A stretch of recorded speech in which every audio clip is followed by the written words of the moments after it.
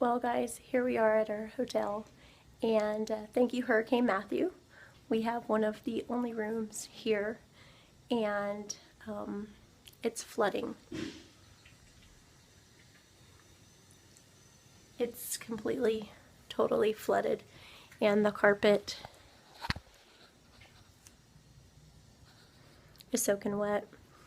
So they have moved us to an alternative place, and they are going to buy dinner for the children and give us 25% off on our next night's stay.